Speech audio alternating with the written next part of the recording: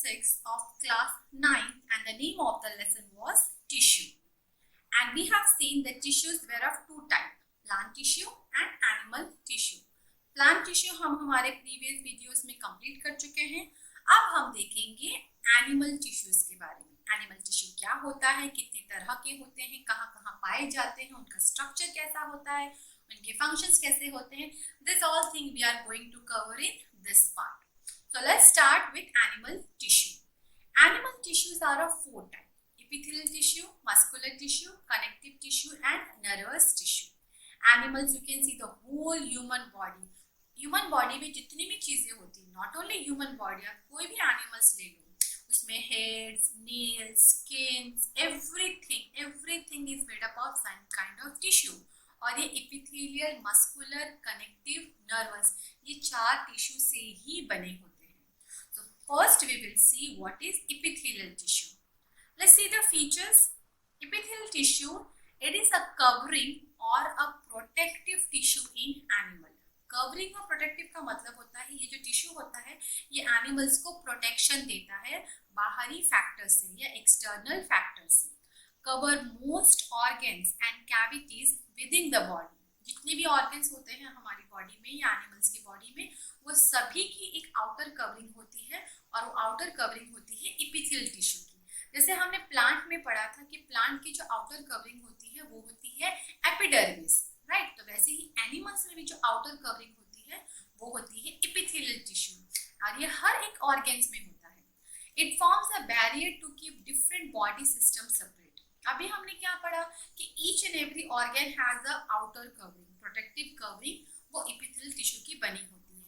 तो यही epithelial tissue की वजह से ही क्या होता है, जो डिफरेंट बॉडी ऑर्गन्स होते हैं या बॉडी सिस्टम्स होती हैं वो एक दूसरे से अलग रह पाती है. एक because your this tissue, epithelial tissue, this act as a barrier, एक दीवार की तरह काम करती है दो ऑर्गन या दो बॉडी सिस्टम के बीच में. The cells of the epithelial tissues, they are continuous sheet-like structure. Continuous sheet का मतलब होता है they are tightly packed, very little or no intercellular space is present. ये बिल्कुल एक शीट की तरह रहता है, जैसे कंप्लीट शीट जहाँ पे कोई ब्रेक नहीं है, जहाँ पे कोई इंटरसेल्युलर स्पेस नहीं है, टाइटली पैक्ड होते हैं. हमने प्लांट टिश्यूज में देखा था कि जो एपिडर्मिस होता है वो लीव्स में जो स्टोमेटा होते हैं उसमें नहीं होता है, पर ये एनिमल में नहीं होता. एनिमल में एपिथेलियल टिश्यू इस तरीके का कोई गैप मेंटेन नहीं करता. They are very tightly packed, very little, और you can say no intercellular space is there. अगर स्पेस होगा तो कोई भी चीज इजीली अंदर आ या जा सकती है, जो ये एपिथेलियल टिश्यू अलाउ नहीं करती, and that is why they are tightly packed. All epithelial tissues are separated by the extracellular fibrous basement membrane. Basement membrane, as you can see here, this gray part, ये actually basement membrane है, एक base है, और इस base के ऊपर ये जो होता है ये पूरा का पूरा एपिथेलियल टिश्यू जो होता है वो एक प्लेटफॉर्म मिलता है. प्लेटफॉर्म मिलता है मतलब आप बोल सकते हैं कि ये एक बेस है और ये बेस के ऊपर पूरी की पूरी जो एपिथेलियल टिश्यू होती है वो स्प्रेड आउट होती है. ये पूरा का पूरा एक शीट की तरह स्प्रेड रहता है. ये जो बेसमेंट मेम्ब्रेन होता है ये इस एपिथेलियल टिश्यूज को ब्लड, न्यूट्रिएंट, ये सब सप्लाई करती है, और ये बेसमेंट मेम्ब्रेन की वजह से ही एपिथेलियल टिश्यूज जो होते हैं वो दूसरे एपिथेलियल टिश्यू से सेपरेट हो पाती है. So see here, epithelial tissues are separated by an extracellular fibrous basement membrane. This gray part is a basement membrane, जो एक बेसमेंट की तरह काम करते हैं, प्लेटफॉर्म की तरह काम करते हैं, जिसके ऊपर सारे एपिथेलियल टिश्यू जो होते हैं वो इवनली स्प्रेड आउट हो जाते हैं. Let's see the function. It protect the body from injury, infection and damage. Protection तो करना ही पड़ेगा because it is a protective tissue in animal. इसका रोल ही है प्रोटेक्शन करना, तो it will protect from injury, any type of infection और any type of damage. Form the lining of mouth and alimentary canal, blood vessels and kidney tubes. Form the lining का मतलब होता है, lining means what. पहले हम इसको समझ लेते हैं कि लाइनिंग का मतलब क्या होता है. फॉर एन एग्जाम्पल कि take a hollow cylinder. Okay, if I paint that hollow cylinder from outside, अगर मैं बाहर का पार्ट पेंट करती हूँ तो उसको हम बोलेंगे कवरिंग, ठीक है। और अगर मैं अंदर का पार्ट पेंट करूंगी तो उसको हम बोलते हैं लाइनिंग। तो जो इपिथेलियल टिश्यूज होते हैं ना, ये लाइनिंग करते हैं। लाइनिंग मतलब अंदर के जो लेयर्स होते हैं उसके ऊपर ये कवरिंग करती है। So lining of mouth, alimentary canal, blood vessels. Alimentary canal means हमने खाना खाया, पूरा डाइजेशन जिसमें stomach, small intestine, large intestine, rectum, anus, ये जितने भी कवर होते हैं उसको हम बोलते हैं एलिमेंट्री कैनल। तो ये पूरी एलिमेंट्री कैनल की लाइनिंग्स, ब्लड वेसल्स की लाइनिंग, ये सब इपिथेलियल टिश्यूज की ही बनी होती है। Epithelial tissues also help in the absorption of waters and nutrients. ये पानी को और मिनरल्स को या न्यूट्रिएंट्स को एब्जॉर्ब करने में भी मदद करती है and also help in the elimination of the waste from the body. So this is all about the epithelial tissue. ये epithelial tissue का structures है. The black part dot that you can see, it is a nucleus, और ये सब जो space pink part you can see, this is a cytoplasm. The grey part that you can see, it is a basement membrane. Now let's see the type of epithelial tissue or the classification of the epithelial tissue based on how many layers and based on how they look. How many layers का मतलब होता है अगर वो एक ही layer की बनी है, जैसे ये अगर वो एक ही लेयर की बनी होती है तो उसको हम बोलेंगे simple squamous epithelial tissue. And if it is formed of many layer like this here, layer के ऊपर लेयर, अगर ऐसी कोई स्ट्रक्चर होती है तो उसको हम बोलते हैं stratified squamous epithelial tissue. This are the classification based on layers and how they look. अगर सिंपल है तो squamous tissue, simple squamous tissue. अगर ये क्यूबॉइडल शेप के होते हैं यानी क्यूब शेप के होते हैं ना, इट लुक लाइक क्यूब, जिसमें न्यूक्लियस भी है, साइटोप्लाज्म भी है, तो इसका नाम हम देते हैं simple cuboidal epithelial tissue. Columnar means it's look like a column, pillar की तरह खड़े रहते हैं ये, ठीक है, लंबे लंबे होते हैं, and that is why it is known as a simple columnar epithelial tissue.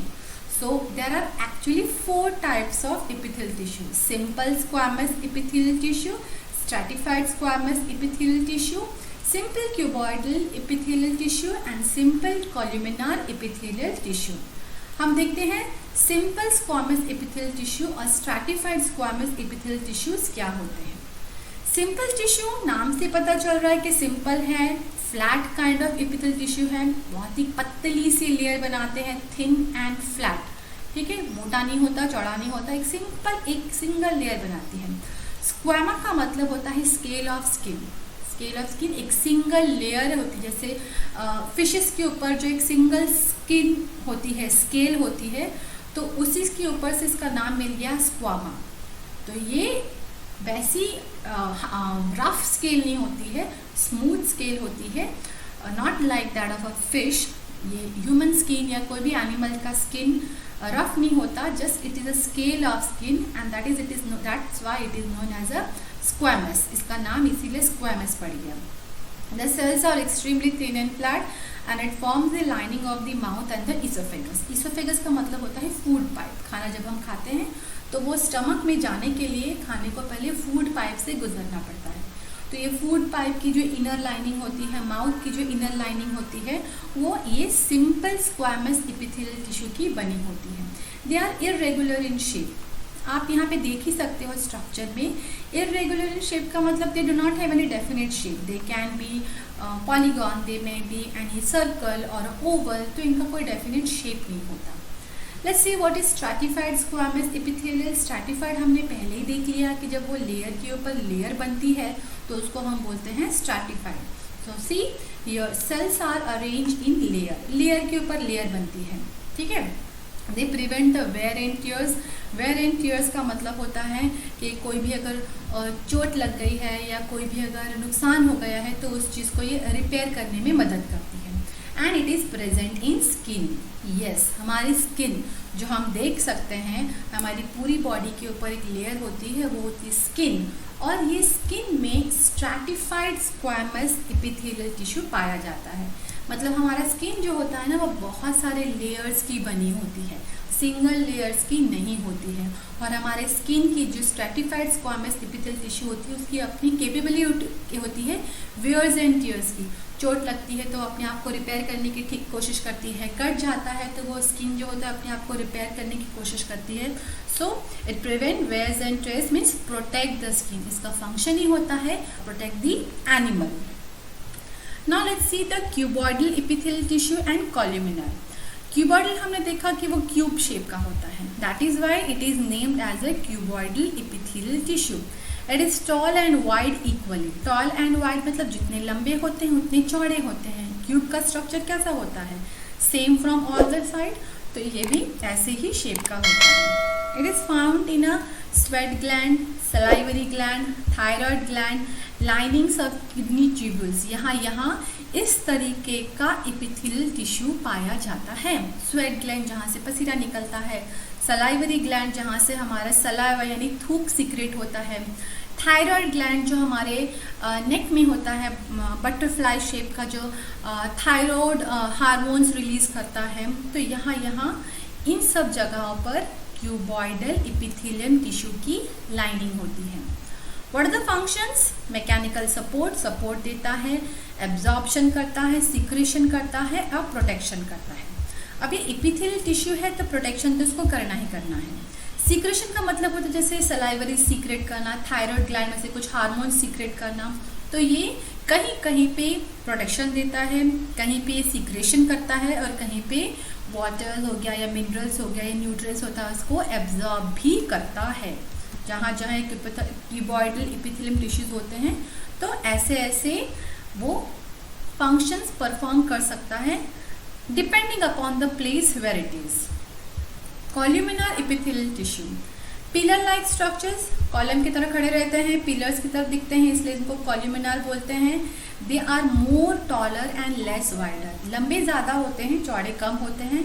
It is a thread on its surface which help in the absorption. यहाँ पे क्या होते हैं, कभी कभी थ्रेड लाइक स्ट्रक्चर्स होते हैं, उनके ऊपर में या साइड में सरफेसेस जो होते हैं ना, इसके आउटर सरफेस में थ्रेड लाइक स्ट्रक्चर्स होते हैं। ये थ्रेड लाइक स्ट्रक्चर्स जो होते हैं ये सरफेस एरिया बढ़ाता है और एब्जॉर्प्शन में हेल्प करता है। It is found in the lining of intestine, stomach and gall bladder. यहाँ इन सब जगह की जो लाइनिंग्स होती है वहाँ पे कॉल्यूमिनर एपिथेलियल टिश्यू पाए जाते हैं। This such type of tissues also help in the absorption, secretion and the protection. इनका भी यही रोल होता है। अगर कहीं पे ये एब्जॉर्प्शन कर सकते हैं, कहीं पे सिक्रेशन कर सकते हैं या कहीं पे ये प्रोटेक्शन करते हैं। प्रोटेक्शन वैसे एपिथेलियल टिश्यू का काम ही होता है प्रोटेक्शन देना। So it will provide protection to that particular organ और that particular organ system. So this were basically 4 types of epithelial tissue, that is simple squamous epithelial tissue, then stratified squamous epithelial tissue, cuboidal epithelial tissue and columnar epithelial tissue. So in next video we will discuss about the next type of animal tissue.